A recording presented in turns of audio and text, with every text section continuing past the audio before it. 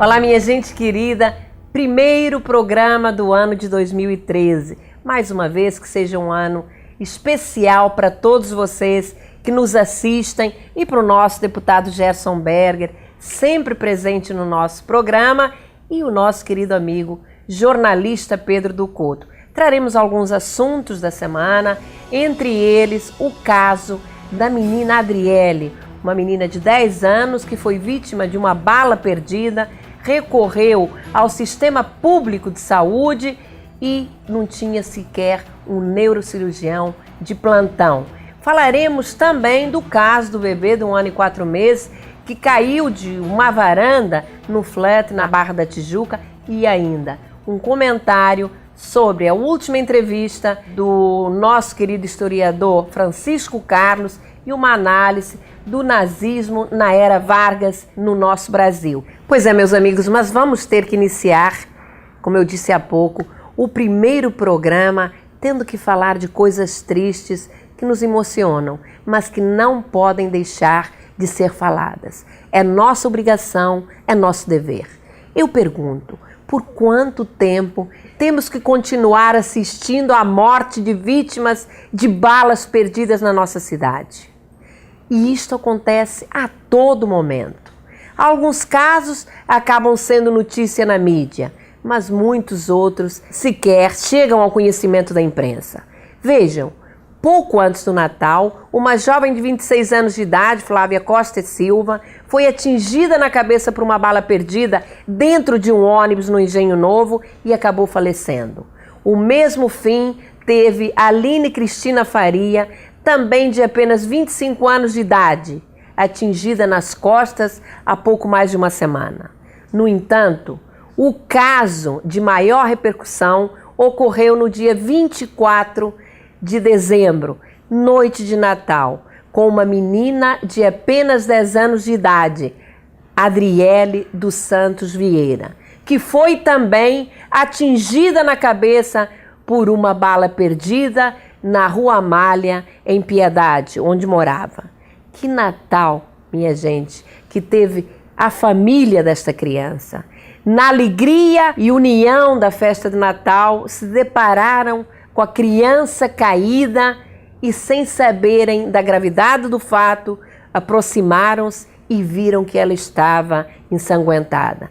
Correram procurando socorro no Hospital Salgado Filho, no Meia. E aí começa o desespero maior desta família. O hospital não tinha um neurocirurgião de plantão. Não se sabe por que o chefe do plantão não transferiu a menina de imediato para um outro hospital. Socorrida na emergência, aguardou, imaginem, 8 horas até a chegada do neurocirurgião do plantão diurno, e somente então foi submetida a uma delicada cirurgia. Mas infelizmente, talvez já fosse tarde e neste momento ela está cerebralmente morta. Comecei a minha fala perguntando por quanto tempo temos que assistir à morte de seres humanos vítimas de balas perdidas, que muitos chegam a chamar de fatalidade. Mas no caso da menina Adriele, a situação é muito mais grave, pois continuamos assistindo e suportando a morte de pessoas por omissão e irresponsabilidade de nossos governantes. Considero muito pouco a manifestação do prefeito Eduardo Paes chamando o médico Adão Orlando Crespo Gonçalves, que faltou ao plantão, de delinquente. Neste caso, senhor prefeito, seriam muitos os delinquentes. O irresponsável plantonista tem que ser punido, sim. Se achava que as condições de trabalho oferecidas eram precárias, que se demitisse por escrito e não apenas faltasse durante um mês aos plantões, traindo, acima de tudo, o seu juramento quando se tornou médico de responsabilidade com a vida do próximo. Mas também eu pergunto, o que fez o chefe de plantão que não denunciou ao diretor do hospital a ausência do colega plantonista e exigiu um substituto? Ou será que ele comunicou mas não teve do diretor resposta e providências. E o secretário de saúde, como fica nessa história toda? Intocável? Para mim, ele é o grande responsável, pois sabe que uma emergência como a do Salgado Filho e todas as outras não podem depender apenas do único neurocirurgião de plantão. Tem que ter reserva de profissionais para o caso de uma substituição diante da ausência do plantonista titular, que pode faltar até por um motivo justo. Saibam os senhores, viu, Pedro e Gerson, que o orçamento da Secretaria Municipal de Saúde é de 4 bilhões de reais. Como podem ver, dinheiro não falta. O que falta é uma boa gestão, capacidade administrativa que esse Hans, secretário de saúde, não possui. Também pudera. O prefeito escolheu um pesquisador para administrar a saúde do município do Rio de Janeiro. Estou debruçada sobre os últimos acontecimentos e vou sim recorrer ao Ministério Público para que apure os fatos que envolvem a morte da menina Adriele. Como você, Gerson, que é médico, vê o caso, e eu gostaria que você me dissesse se acha que o corporativismo seria um dos responsáveis por este caso. Tereza, Pedro, comecei a minha vida profissional de médico no Hospital Rocha Faria, em Campo Grande. Sei o quanto é importante o atendimento imediato para salvar uma vida. Foi há quase 60 anos atrás. Eram outros tempos. A falta de médicos e leitos praticamente não existiam. Tereza, você falou em corporativismo. Não gosto dessa palavra, porque ela representa a covardia e a omissão, que no caso da profissão de médico é fundamental o compromisso com a vida. Prefiro imaginar que isso não tenha ocorrido nos fatos que envolvem a tragédia da menina Adriele. Recuso-me a acreditar que o chefe de plantão não tenha se preocupado em recorrer a outra unidade de saúde e transferido a criança. Ou será que as unidades às quais ele recorreu também não tinham neurocirurgião, ou mesmo estavam sobrecarregadas? Onde está a verdade? Há muitas coisas para a Secretaria de Saúde explicar, o que até agora não fez. Associamos-nos à dor da família da menina Adriele. Que Deus lhe dê o conforto que tanto necessitam. Isso é pouco. Algo precisa ser feito.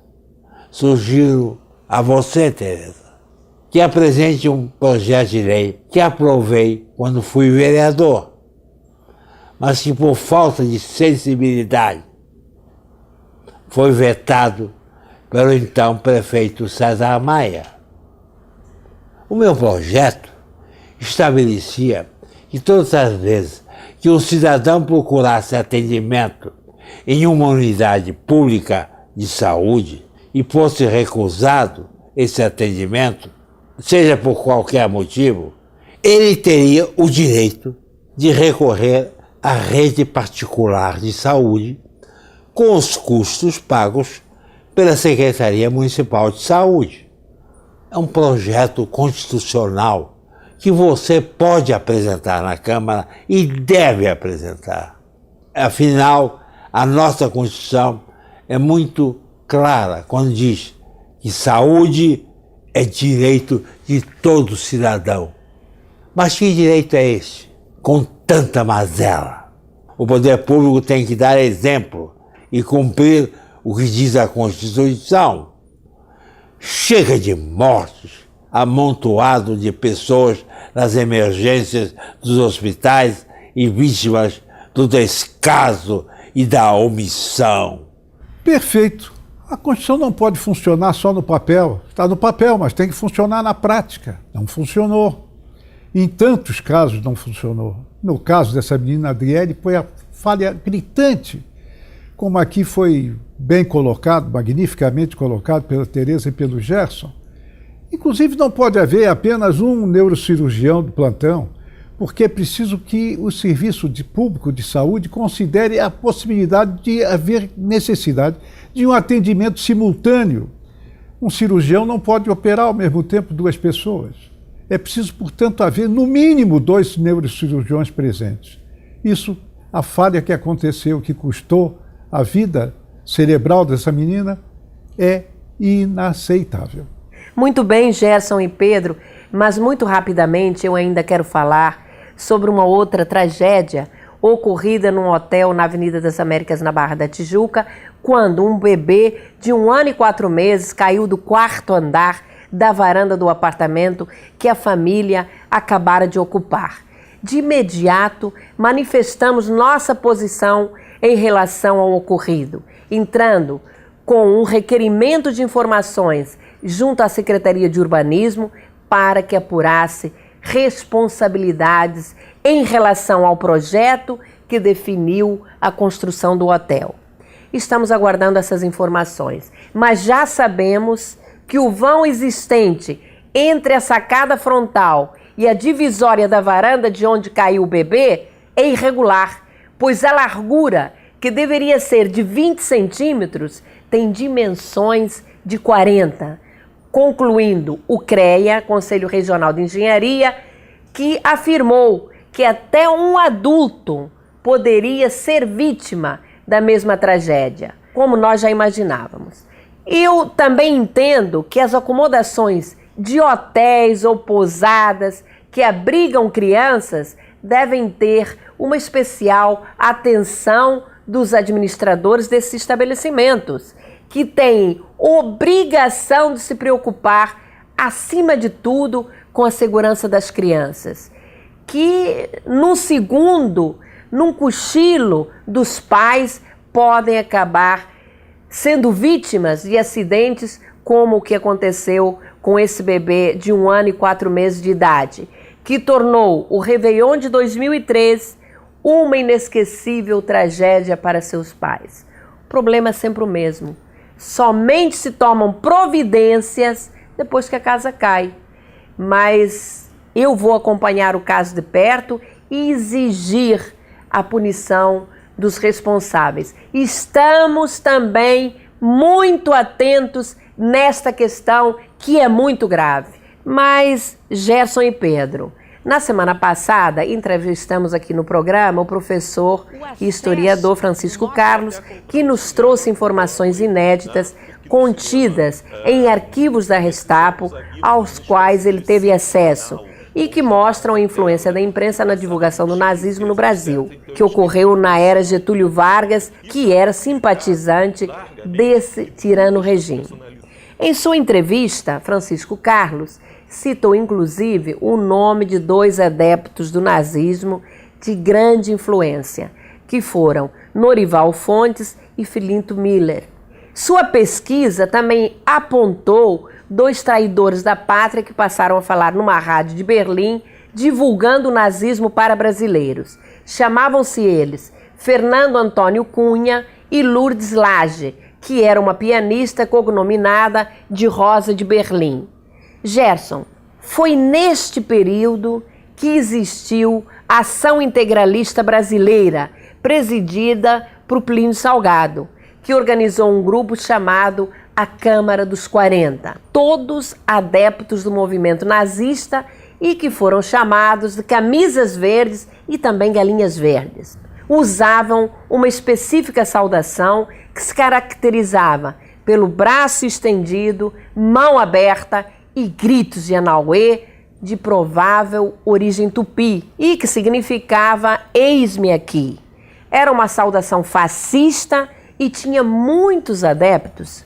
Gostaria que vocês comentassem este período da história brasileira e da era Vargas. Tereza, Você não era nascida nessa época, e eu sim. Desde o início, o movimento integralista tinha a simpatia e o apoio de Getúlio Vargas e membros do seu governo. Com repúdio, consigo me lembrar de alguns membros desta organização nazista, que era a Câmara dos 40. Entre eles, posso citar Miguel Reale, Tarso de Oliveira, Santiago Dantas, Raimundo Padilha, Augusto Frederico Schmidt, Geraldo Melo Mourão, Adonias Filho, Américo Jacobina Lacombe, Orlando Corbusier, Álvaro Lins, Seabra Fagundes, Belisário Pena e até Dom Helder Câmara, entre muitos outros. Tereza, como disse, Vargas apoiou o integralismo desde o seu início, mas num determinado momento resolveu dar um golpe, criando o Estado Novo e implantando a ditadura, com o apoio dos generais Góes Monteiro e Eurico Dutra, que também eram adeptos do nazismo, e fecharam a sede do movimento integralista. No entanto, em maio de 1938, o grupo integralista reagiu e, liderado por Severo Fournier, atacou o Palácio Guanabara, residência do presidente Getúlio Vargas e de sua família. Este ataque tinha como objetivo matar Vargas e a sua família e tomar o poder. Foi uma invasão surpresa do palácio. Eram 80 e ocorreu através dos fundos da sede do Clube Fluminense. Estava de plantão na guarda somente um homem, Capitão Kitts, judeu brasileiro, que heroicamente resistiu sozinho, usando uma metralhadora e dando tempo para as tropas enviadas pelo general Dutra viessem em seu socorro. Os integralistas foram todos trucidados. Getúlio Vargas acabou aliando-se aos Estados Unidos, declarando guerra à Alemanha em 1942. Esta é uma contribuição que vai ao encontro das informações contidas nos arquivos da Gestapo, aos quais Francisco Carlos, o historiador, teve acesso e foram tão bem explicadas por ele aqui no programa da semana passada. É isso aí. Sem dúvida alguma, o governo Vargas namorou o integralismo, namorou o nazismo, até o momento em que sentiu que é o perigo que isso representava. Fez um decreto, Vargas, colocando o partido nazista fora da lei.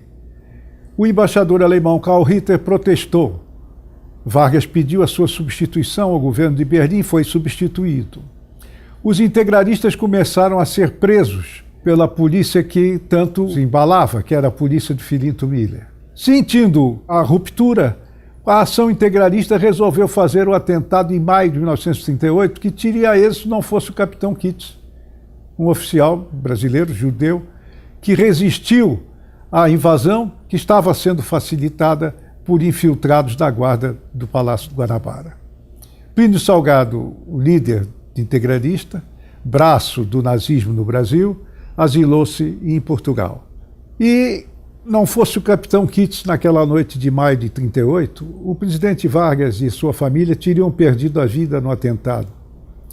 É um absurdo a história não registrar a ação do capitão Kitts, que substituiu um infiltrado que desistiu à última hora de participar da infiltração, o tenente da Marinha Júlio Nascimento. Curioso isso, é uma lacuna, uma injustiça a omissão do nome do capitão Kitts, que mudou a história do país, com sua resistência heróica. Puxa, Gerson e Pedro, que bela aula de história. E vai aí uma dica. Esta semana chegará às bancas a revista da Biblioteca Nacional, que vem com um dossiê sobre o nazismo e contém 24 páginas, revisitando os momentos da direita brasileira com o nacional-socialismo de Adolfo Hitler.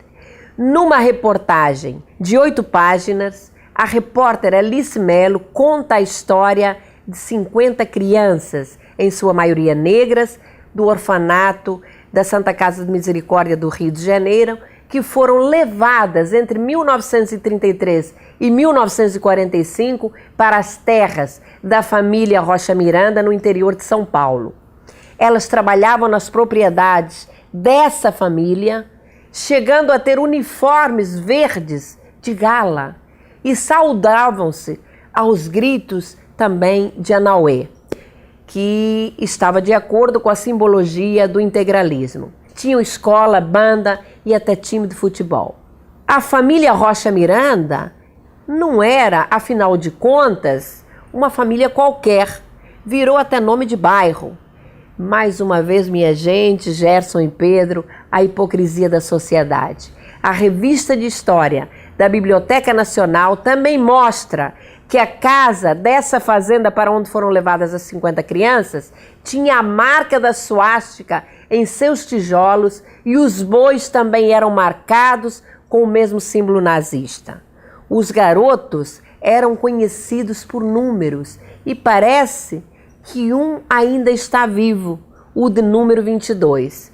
Vejam, a família Rocha Miranda, que coletava órfãos e só andava de Rolls Royce, acabou vendendo parte da fazenda para o filho de um magnata alemão de armamentos da família Krupp, que também coletava escravos judeus, russos e poloneses.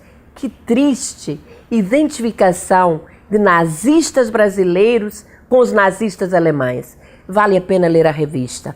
Mas, Gerson, eu vou passar para você alguma coisa a acrescentar? Tenho a acrescentar sim, Tereza. Vale a pena ressaltar que até hoje se faz uma publicidade absurda da literatura de pregação do nazismo e do ódio aos judeus, principalmente através da obra de Gustavo Barroso, ideólogo dos integralistas, que publicou o primeiro livro em 1934, Colônia dos Banqueiros, e depois publicou os Protocolos dos Sábios de Sião, em 1936, e também Judaísmo, Maçonaria e Comunismo, em 1937. Literatura deplorável e jamais recomendável.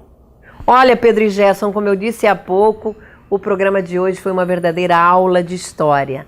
Mas a você que está nos assistindo, aos meus eleitores queridos, que foram quase 27.500, eu ratifico aqui neste programa o meu compromisso em defender os interesses da minha querida cidade do Rio de Janeiro. E digo isto porque no último dia 1º de janeiro tomei posse no meu 3º mandato como vereadora do município. Assim o prometo. O prefeito Eduardo Paes também foi empossado e na próxima semana eu prometo a vocês que vou comentar as suas promessas. Não é isso, Gerson? Ô Tereza, a tua eleição representa a continuidade da democracia aqui no nosso município. Porque você faz uma oposição digna. Tudo que é errado, que você não concorda, que é em prejuízo do povo dessa cidade, você aponta. Como sabe também fazer justiça às coisas perfeitas feitas pelo prefeito. Mas você não teme em apontar publicamente os erros que ele comete. De modo que a tua eleição foi importantíssima, porque há muitos que sabem dos erros e se calam por outros interesses. Você não tem outros interesses, você tem interesse por esta cidade, por o que é justo para o povo que tanto sofre. Você nos dá orgulho com o que você trabalha através da política. Parabéns. Gerson, muito obrigada pelas palavras. Fico muito lisonjeada, mas eu entendo que nada mais faço do que a minha obrigação. Tereza, você sempre foi e é uma excelente vereadora. Sempre na defesa da dignidade, do interesse público, das coisas corretas. quando cumprimento você, cumprimento a todos os seus eleitores, e não só esses 26.500, mas ao eleitorado da cidade do Rio de Janeiro, que fez justiça a você fazendo justiça a si próprio, remetendo você a um novo mandato na Câmara Municipal que você tanto dignifica, dignificando a si mesma e abrilhanta. Meus parabéns a você. Meus parabéns à cidade por ter uma vereadora como você. Pedro, a você também o meu agradecimento pelas elogiosas palavras, mas que, acima de tudo, aumentam o meu compromisso e responsabilidade com a cidade do Rio de Janeiro. Obrigada pela participação no nosso programa, aos dois, a você que nos assiste. Tenha uma excelente semana. Nos encontramos no próximo domingo, às 12 horas, aqui na CNT. Até lá!